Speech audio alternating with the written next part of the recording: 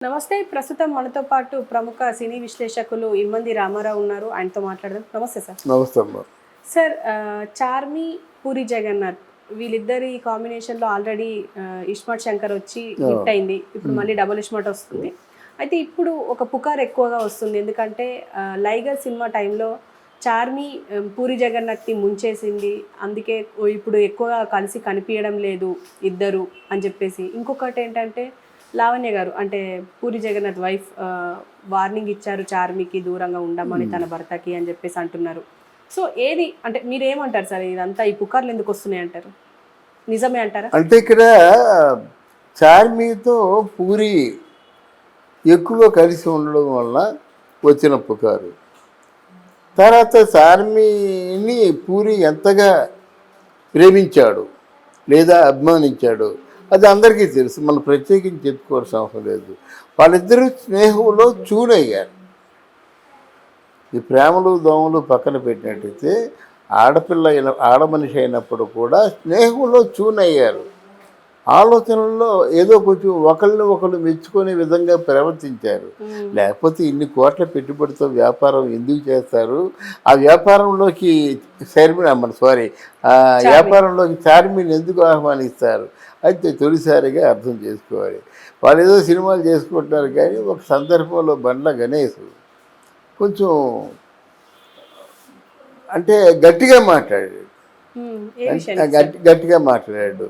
ఇది వార్త గుప్పు మందమాట. అసలు నువ్వు ఎవరితో ఉంటున్నావు, ఎవరింట్లో ఉంటున్నావు, నీకు ఎంత వస్తుంది, భార్య బిడ్డకి ఎంత కేటాయించావు, నువ్వు ఊరందరినీ స్టాల్ చేస్తావు, నీ కొడుకుని స్టార్ట్ చేయలేవా, ఒకసారి మాట్లాడావు, ఇట్లాంటి మాటలు మాట్లాడాడు.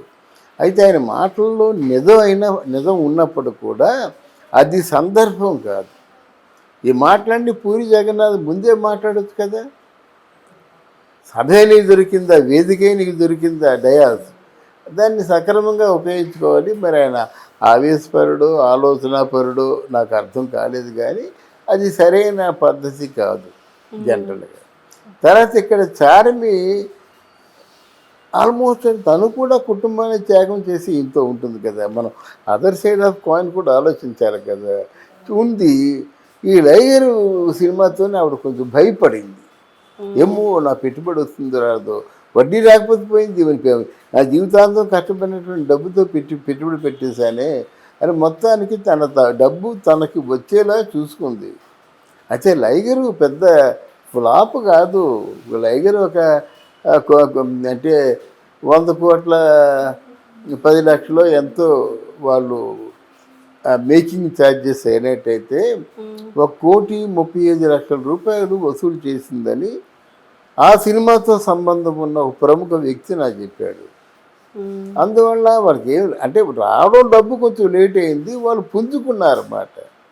అక్కడ ఏమైందంటే తన కోసం ఆలోచించుకుంది. తన కోసమే ఆలోచించే పూరి జగన్నాథ్ కొంచెం అది మానసికంగా గాయం అవుతుందన్నమాట. తాత్కాలికంగా సినిమా చేద్దాం అనుకున్నారు, నువ్వు చేస్తావా అని ఆహ్వానించాడు. ఆల్రెడీ నేను డబుల్ శంకర్ చేస్తాను, డబుల్ స్మార్ట్ శంకర్ చేస్తాను అని చెప్పి అనుకున్నారు. కలిసి చేశారు. ఇప్పుడు సినిమా బాగా వచ్చింది అనుకుంటున్నారు. కలిసి ఉంటున్నారు అన్నమాట. కలిసి ఉంటే వాళ్ళది ఒక నిర్ణయం, కలిసి ఉంటే ఫ్యామిలీతోనే ఉంటాడు. ఆవిడ చార్మి మట్టి చార్మి ఉంటుంది అన్నమాట. వాళ్ళు ఒకసారి అండర్స్టాండింగ్ వచ్చిన తర్వాత వాళ్ళ మధ్య గొడవలు ఉండవు అమ్మా. తర్వాత పూరి జగన్నాథ్ లాంటి మనస్కుడికి, పూరి చాలా సున్నితమైన మనసు, తొందరగా నమ్మేస్తాడు దేనైనా. ఏదో ఆడపిల్ల కన్నీరు కాచిందంటే చూడలేడు. దానికి ప్రత్యక్ష ఉదాహరణే రమాప్రభ గారు అనే ఒక సీనియర్ నటీమణికి ఆయన దగ్గర డబ్బున్నా లేకపోయినా, సినిమాలు హిట్లైనా ఫ్లాపులైనా నెలకి 20,000 రూపాయలు పంపిస్తున్నారంటే ఆయన ఎంత సున్నితమైన మనస్కుడో ఆలోచించవచ్చు. గనక అదే ఆ సున్నితత్వం, ఆ ధర్మం, దానగుణమే ఆయన కాపాడుతున్నాయి అన్నమాట. అయితే ఎన్ని అబండాలు వేసినప్పుడు కూడా ఫ్యామిలీ కాకుండా పోదు కదా. లావణ్య కానీ కొడుకు ఆకాష్ కానీ వాడు కాకుండా పోరు. ఇదంతా కేవలం కొంతమంది ఉన్నారు బాగా తెల్లటి బట్టలు వేసుకునే వాళ్ళ మీద బుర్ర తల్లి ఆలోచనలు కొంతమందికి ఉంటాయి. వాళ్ళు మనం ఏం చేయలేము. అలాగా పూరి ఆయన తెలుసుకోలేడా 10 మందికి తప్పులు తెలుసుకునేలాగా కనువిప్పు కలిగేలాగా సినిమాలు తీయగల డైలాగులు రాయగల పూరి జగన్నాథ్ తన తప్పుని తను తెలుసుకోవడం. కానీ ఇస్మార్ట్ శంకర్తోనే మంచి హిట్లు రావాలి. అయితే ఏంటంటే ఓవర్ జాయ్ అయింది. ఎంత కష్టపడతాడో అంత రిలాక్స్ అయిపోతారు అన్నమాట. రిలాక్సింగ్ సినిమా ఫీల్డ్లో ఉండదమ్మా. మీరు 100 సినిమాలకి డైరెక్షన్ చేసినా సరే, ఒకప్పుడు దాసరి నారాయణరావు గారు పూరి నా వారసుడని చెప్పారు. ఆ మాట కోసమైనా దాసరి గారు 150 సినిమాలు తీసినప్పుడు కూడా పరిగెత్తేవాడు. ఆ సినిమా గురించి ఆలోచించమనేవాడు. అసిస్టెంట్ డైరెక్టర్లు కూడా ఆలోచించమనేవాడు. ఎవరే మంచి పాయింట్ చెప్పినా పెట్టుకునేవాడు.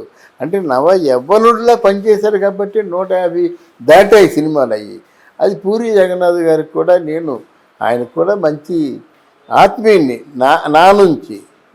ఆయన జీవితం మొదటి నుంచి నాకు తెలుసు గనక, పరిశీలనగా చూశాను గనక నేను కోరుకుంటున్నాను అన్నమాట. డెఫినెట్గా పూరి రిలాక్స్ అవ్వకుండా ఈరోజు ఎవరైనా ఈవెన్ రాజమౌళి కూడా పూరినే ముందుంచుతాడు.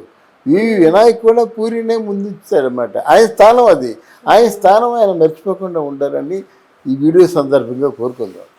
తర్వాత ఇక్కడ చార్మి ఆల్మోస్ట్ తను కూడా కుటుంబాన్ని త్యాగం చేసి ఇంతో ఉంటుంది కదా. మనం అదర్ సైడ్ ఆఫ్ కాయిన్ కూడా ఆలోచించాలి కదా. ఉంది. ఈ లైగర్ సినిమాతోనే ఆవిడ కొంచెం భయపడింది. ఏమో నా పెట్టుబడి వస్తుందో రాదో, వడ్డీ రాకపోతే పోయింది, నా జీవితాంతం కష్టపడినటువంటి డబ్బుతో పెట్టుబడి పెట్టేశానే అని మొత్తానికి తన డబ్బు తనకి వచ్చేలా చూసుకుంది. అంటే ఇప్పుడు మీరు చార్మి పూరి జగన్నాథ్ ఒకటే అంటే కలిసే ఉంటారు అని చెప్పేసి అంటున్నారా ఒక ఇంట్లో? ఇప్పుడు కలిసే సినిమా తీశారు కదమ్మా. సినిమా తీస్తే కలిసి ఉన్నట్ట సార్? అంటే ప్రొడ్యూసర్ అంటే ఏంటనుకున్నామ్మా, కోట్లతో పని.